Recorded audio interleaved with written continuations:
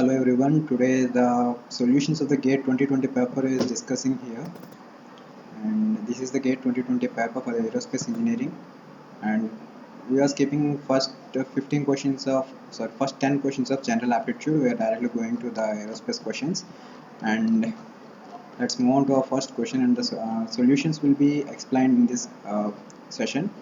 And our first one more question is from the mathematics, and given function is f of x mod f of x equal to mod x with df by dx denoting the derivative. The mean value theorem is not applicable because from the mean value theorem we have three statements. Those are f of x should be defined. Yes, mod f of x is defined, and f of x is continuous. Yes, f of x is continuous everywhere, and f of x is differentiable in the interval, the given interval. Here the f of x is not defined, the derivative of function is not defined x equal to 0. So the answer for the first question is C. Coming to the next question, for the function f of x equal to e power minus lambda, here is a wave function, and lambda is given something a function also, and it is a function of x, and here asking for the maximum value of function occurs at. On seeing the function here, we can simply say that the maximum value of the function can occur when x equal to mu. When x equal to mu, the value of lambda is 0, so that e power 0 equal to 1. If any other positive number is here, and it will go to less than the lambda when x equal to mu, it is less than lambda x equal to mu. So it is occurs when x equal to mu, the maximum value of this function will occur. Okay, moving on to the third question, and here we have the solution of the differential equation, and the question is identifying what is the differential equation for this. We have four options. In these four options, the most suitable differential equation is A. If you know how to find the solution for the differential equation, try to find the solution of the differential equation in this format, and the solution is this one: y equal to a e power mx plus b e power minus mx is the solution that we have given in the question. So we have the differential equation here from the first option, and we have solved in this format. So we obtained constant a, constant b, and e power mx plus e power minus mx is the solution. So the answer for the first question, this question is first option A. And coming to the next question, the temperature effects on the dynamic viscosity for the water and air at room temperature. And it should be remembered that while increasing the temperature, the dynamic viscosity of water will decrease and the dynamic viscosity of air will increase. So the option is C. And the next question is, given access to the complete geometry, surface pressure and shear stress distribution over the body placed in a uniform flow, one can estimate. You have complete access to the geometry, surface pressure and the shear stress distributed over the body, so you can directly get the forces and movement on the body, not the coefficients. So every option includes the coefficients, so option D is the correct one. And coming to the question number 6, we have two line vertices placed at a distance h by 2 from the central axis, from the axis system of xy, the two-dimensional plane.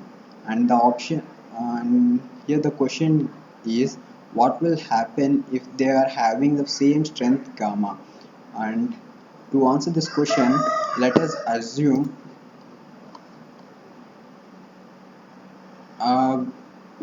let us assume one of the vertices is not a vertex and is just a point. So if this vertex is rotating with a strength of capital gamma, it will move this point at a rate or at a velocity equal to capital gamma by 2 pi h. In the similar way, if this is not a vertex, or this is a point, these vertices will move this point in the direction of y with the same velocity. So they both translate in the velocity of capital gamma by the circumference of this vertex, that is capital gamma by 2 pi h with the velocity of plus y.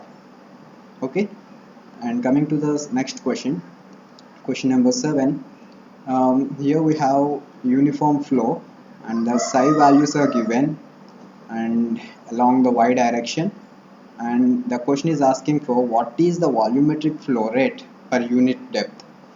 To answer this question using the psi function, we have to identify the velocity first, and then velocity should be multiplied with the length of this channel or height of this channel.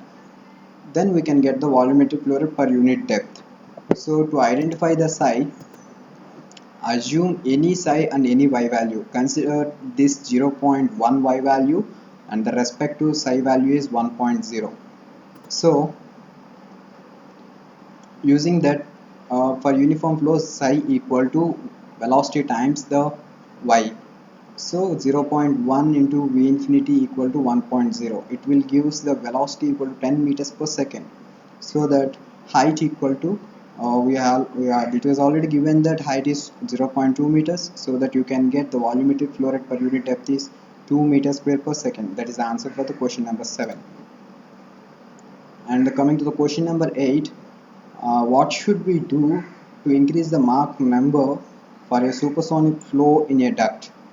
We already know that the Mach number is inversely proportional to the temperature. V by square root gamma RT is the Mach number. So to decrease the temperature, we have to remove the heat from the flow, or it can be obtained from, okay, so decreasing the heat from the flow, the Mach number can be increased. So the answer is C. Which one of the following conditions needs to be satisfied?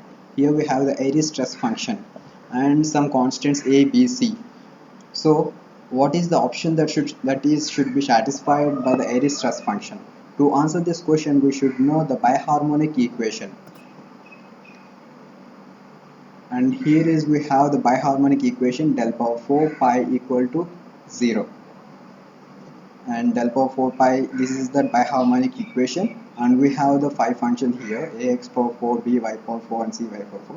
Substitute this 5 function in the given biharmonic equation so that you can arrive here a equal to minus b or a plus b equal to 0. So the answer is a equal to minus b or a plus b equal to 0, option B.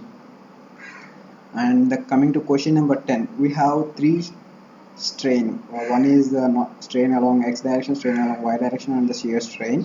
And in those functions we have a and b constants, and using the compatibility condition they are asking for what the relation is valid in these options. So to answer this question, we should remember the compatibility condition, and the compatibility condition is this is the compatibility condition equation, and substitute the given strain values in the compatibility condition, so you can obtain this relation, that means b equal to 4a. So the option for this question number 10 is b equal to 4a. Coming to the question number 11, for an hyperbolic trajectory of a satellite of mass m having velocity v at a distance r from the center of the earth, given the g is the gravitational constant, m is the mass of the earth, which one of the following relations is true? So we have the 4 relations for the hyperbolic trajectory. We have to remember these 4 relations. The left side are representing the kinetic energy of the satellite, or right side is representing the potential energy of the satellite. For the hyperbolic trajectory, we should remember that the kinetic energy is always greater than the potential energy, and for remembering purpose, we should remember the kinetic energy for the hyperbolic trajectory is greater than potential energy, and for parabolic form the kinetic energy equal to potential energy, and for elliptical form the kinetic energy is less than the potential energy. So the answer for the 11th question is option A. And coming to the 12th question, in this 12th question they have asked for roll control derivative and the yaw control derivative. The control derivative of the roll and rudder depends upon the control derivative of the roll and yaw depends upon the rudder movement. For the unit rudder movement, how the roll is changing. For the unit rudder movement, how the yaw is changing. To answer this question, we must remember the basics of flight dynamics and or the stability criteria of the control derivatives. These are the stability criteria for the longitudinal motion, lateral motion and directional motion, and these are the control derivatives for the longitudinal motion, lateral motion and the yaw motion. These two are the asked in the question, and we have the lateral motion with the rudder movement. The lateral motion with the rudder movement and its gradient must be greater than 0, and the yawing motion with the rudder movement must be less than 0. It means it not must be less than 0. For the positive deflection of the rudder, we are getting a positive rolling moment, and for positive deflection of rudder movement, we are getting a negative yawing moment. So the answer is option A. Okay, option A is the answer for the question number 12. And question number 13, the ratio of exit stagnation pressure to the inlet stagnation pressure across the rotating impeller of the centrifugal compressor operating with a closed lid is. Here is asking for exit stagnation pressure ratio to the inlet stagnation pressure ratio. Along the impeller, the work is we are giving the work to the fluid, so that the exit stagnation pressure of the impeller is always higher than the inlet stagnation pressure, because addition of work is happened there. So the option C is valid here, and the option C is correct. And question number 14, what is the hypergolic propellant combination used in the rocket engines? Hypergolic propellant, that means example is the answer of exact answer is unsymmetrical UDMH, I mean unsymmetrical dimethyl hydrogen and nitrogen tetroxide. They will burn on the mixing itself. No additional ignition is required. So there, the option B is correct here. Coming to the question number 15. What is the meaning of, here they are asking what is the meaning of perfectly expanded flow in the nozzle? Perfectly expanded flow in the nozzle means the static pressure in the flow at the exit of the nozzle is equal to the ambient pressure at the nozzle exit. This is what the perfectly expanded flow means. And coming to the question number 16, here they have given us three cross sections. One is circular, triangular and rectangular, but in magnitude wise they have same cross sectional area, and each bar is applied an axial force of same tensile force. Each one is applied with the same tensile force. So what will happen, and what is the ratio of the strengths, and which one is having higher strength or they are having the same strength?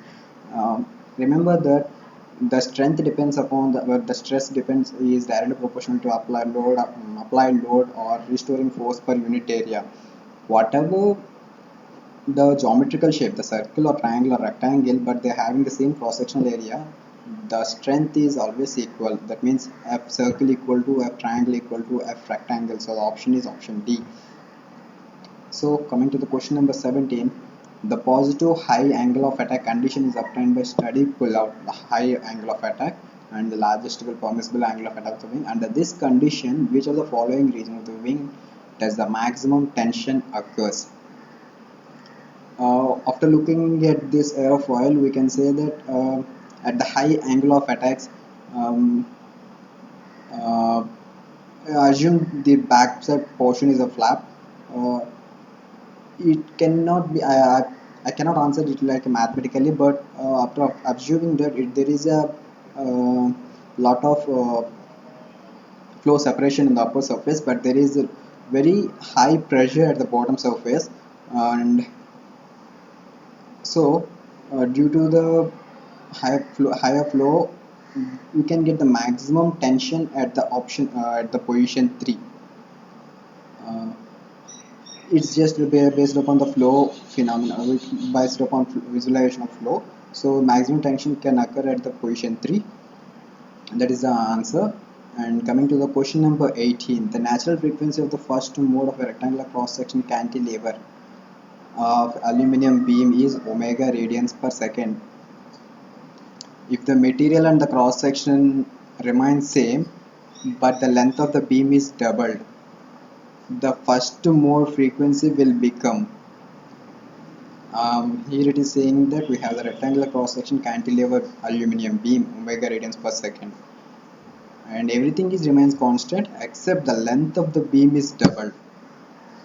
To answer this question, we must know what is the equation for frequency, natural frequency for a cantilever beam. Question number 18. Here it is omega equal to root k by m. For a cantilever beam, k equal to 3ei by l cube. And uh, we can write m equal to rho al. Then omega becomes root 3ei over rho al power 4. Rho al to the power 4. This is the equation for the cantilever beam. Now they are given that the length of the beam is doubled, so that L becomes 2L.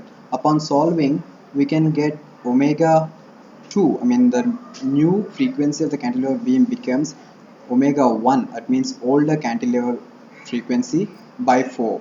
Okay, this is the answer for this question number 18. And coming to the question number 19, here we have a matrix, and the question is sum of squares of eigenvalues of A. This is the upper triangular matrix. So eigenvalues can be easily obtained by diagonal elements. So the eigenvalues are sin theta and cos theta, and sum of eigenvalues, he is asking sum of squares of eigenvalues. So sin square theta plus cos square theta, it is easily answerable.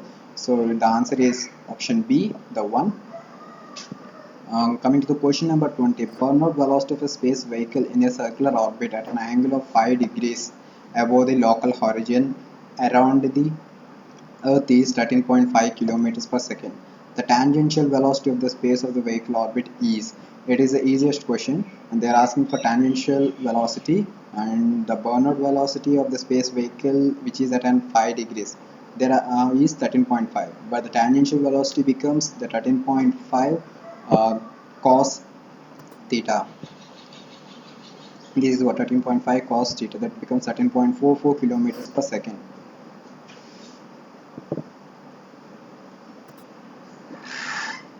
Okay, that is the answer. And coming to the question number 21, velocity of an airplane in the body fixed axis is given as 100 in the u direction, minus 10 in the y direction, and 20 in the z direction. The side slip angle is how much? To answer this question, you have to know these conditions for the 21. First, find out the resultant velocity of the aeroplane, 100 square plus 10 square and 20 square. Apply the root, then you can get the resultant velocity in meters per second, 102.46 meter per second. Since the aircraft is moving in minus y direction, there is a negative side slip angle. Remember that aircraft value is minus y, 100, minus 10 and 20. So minus y by the negative side slip angle becomes beta equal to sine inverse of minus 10 by negative y by 1 or 2. That is the resultant velocity that gives the minus 5.6 degrees of negative side slip angle. That is the answer for the question number 21. Well, question number 22, I'm unable to answer this question, so I'm sorry for this. I'm trying to solve this question, so I'm skipping this question number 22. And coming to question number 23, we have air enters the rotor of an axial compressor stage with no pre-whirl, that is c theta equal to 0, and exits the rotor with a whirl velocity of c theta equal to 150 meters per second. The velocity of rotor winds u is 200 meters per second, assuming cp equal to some value, and the stagnation pressure rise across the rotor is. From the equations of compressors, we can directly write that these are the equations: the mass flow rate times the velocity, c wind velocity, c change in wind velocity equals to the change in enthalpy of the flow, and m dot cp t02 minus t01. This is the work done on the fluid, and this is the change in enthalpy. So equating these two, you can see they are all given cw1 equal to 0, and cancelling out the m dot, you have u velocity. So that the change in t02 minus the change in stagnation temperature we can attain as 29.85 Kelvin. This is the answer for the question number 23. Coming to the question number 24. Here they have given the thin rectangular cross section beam, thin wall, and the torque of 3.2 kilonewton meter is applied, uniform torque, and the shear modulus is 25 gigapascals. The shear modulus is 25 gigapascals, and length is 400, 100, height is 100, and the thickness is 2 meters. What he is asking is the angle of twist per unit length. The angle of twist per unit length can be obtained by the given equation. This is the equation for the angle of twist per unit length. D theta by dz equal to torque times torque upon 4 area square. Area is the internal area, and contour integral of ds over zt. This integral this integral ds, contour integral gs, area integral of gs, will be given by this is the perimeter of the rectangle, 2 into length plus breadth, where area is the internal area and t is the thickness, 2 into L plus B. Applying these into the equation, we get the torque, the angle of twist per unit length. We have torque, and we have the area, and we have a length and breadth, height or length and breadth, and G value and the thickness value. Applying this, we can get the angle of twist is 0.01 radians per length. Okay, this is the answer for question number 24. And coming to the question number 25, here it is given that mass is 5000 kg, and with a speed of 360 kilometers per hour, an airplane is flying, and it is taking a bottom of vertical circle with a 400 radius, with 400 meters radius. I mean, it is taking a pull-up maneuver. Its acceleration due to gravity taken as 9.8, but the load factor experienced at the center of gravity. Here asking for the load factor with all the given things. So to answer this first question, we have to know the equation for the pull-up maneuver. If it is taking a pull-up maneuver, what is the radius and what is the load factor relation, what is the velocity relation. These are the relations we have to remember for the level turn or for the pull-up or pull down. Use the equation of the pull-up maneuver and apply the given velocity and acceleration due to gravity, and the radius is also given 400.